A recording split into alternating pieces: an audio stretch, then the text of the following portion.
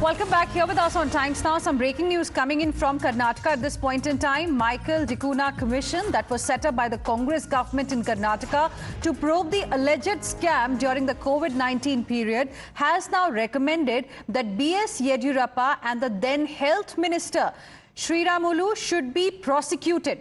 The report has recommended a case under Section 7 of the Prevention of Corruption Act. Now, these pertain to purchase of PPE kits from two Chinese companies in 2020 when there was no apparent need. Listen in to this reaction that we've got for you. The report is with us, and certain parts of the report has come out in the media.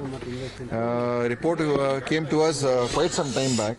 But we were looking at it and how to move on it legally and in a proper manner. But whatever that has come out in the media is what is part of the report only. That the Justice Kuna has directly blamed the then Chief Minister Mr. Yediyurappa and the then Health Minister Mr. Sriramulu for a loss of almost 14 crores in the purchase of PPE kits. Right.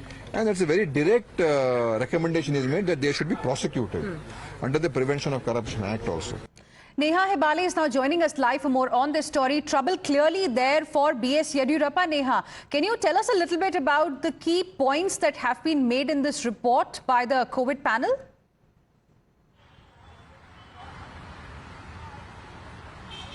Well, absolutely. Of course, this was something that we've been talking about now for the past couple of months as well, about how the government's, investigation into the previous governments, into the BJP government's, COVID tenure could, in fact, turn out to come back to haunt the BJP. And that's precisely what's happening now. We see that the Michael Kuna Commission, in fact, has actually put out that report there that suggests that there were serious and grave irregularities with the procurement of at least about 3 lakh odd PPE kits. In fact, the report there further goes on to detail how these PPE kits were procured at much higher rates from foreign suppliers when the same, in fact, could have possibly been procured from a domestic market at much lower rates, which was what was previously done. Now, that apart also, of course, there is a mention there of the need to further investigate this, the officials who have been involved. And remember, one thing also now that the Health Minister too did mention there was the fact that this part of the report now merely pertains to the health and the medical education departments, that there is in fact going to be a second part now that comes out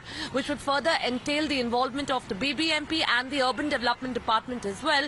Possibly they're suggesting that there could be more people whose names come up for prosecution.